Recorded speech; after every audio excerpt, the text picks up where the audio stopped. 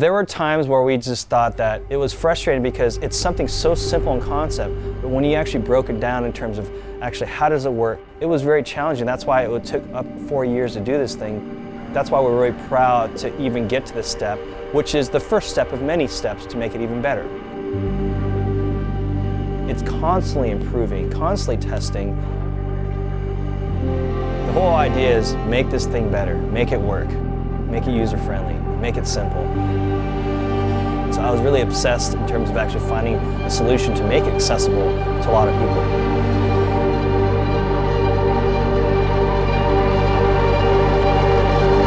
I don't know exactly why Mike said it, but he just kind of had this idea, and he's like, what if you could kind of have like a thing built in your jacket and you could just be sipping on it? Kind of always need water. We got back to the office, man, I don't know how long after, it must have been a few months or whatever, and all of a sudden it resurfaced. And Mike comes out with like, here's a concept, here's the prototypes, here's what Miki and I are working on.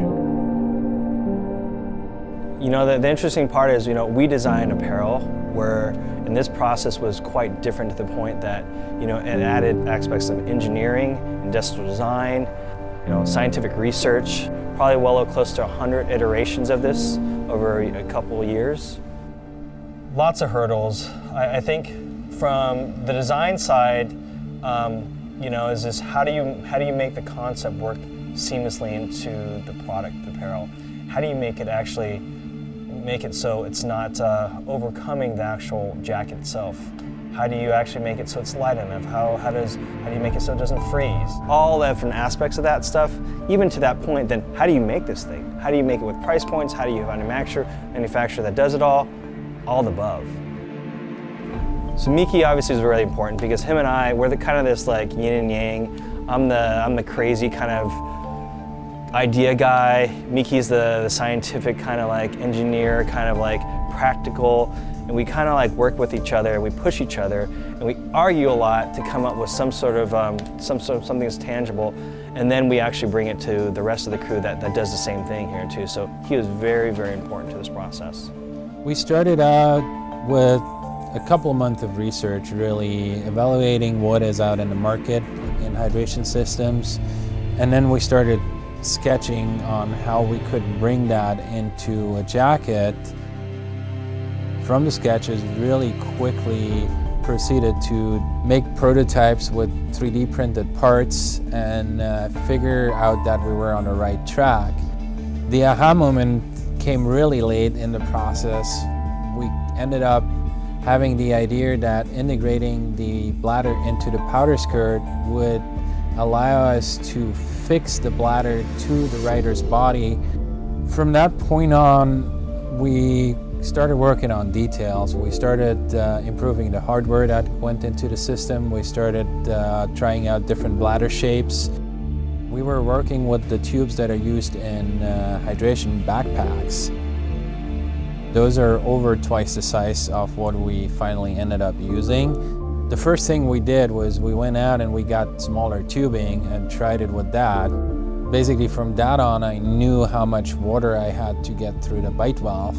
And then I started designing a smaller bite valve that would allow that amount of water flow. We had figured out that it worked. We started testing that one all over the world, right? Because you got to test it in like wind and cold and different altitudes and Alaska and weird zones in like France and Italy that it might get super windy and cold, and Utah, and then like Mammoth and everywhere else in between. And that was the biggest question we looked at, is what's the user experiences? Outside the benefits of it, outside basically what I think about it, what is the actual everyday kind of rider, skier think about this? The way that the team utilized the Hydrastash was really cool to see this year. We did some trips out, to Colorado with Parker White and Sammy Lubke, where we got a chance to all, wear it and try it out in high alpine conditions in Colorado. Super low key, it's good for pretty much any day at the resort. So you can eliminate not only just a water bottle, but an entire backpack on a resort. As a rider, you have a tendency to just forget that you have it. And then you realize, oh, it's right on me. This year I put Mark Rainery in the Hydrastash for like the entire season. He's a rider out of Alaska. He's a guy who's gonna go out every single day and beat up on it and ride it and kind of like put it through the ringer as far as riding Mount Baker, going snowmobiling, going splitboarding, utilizing all its capabilities in all these different environments.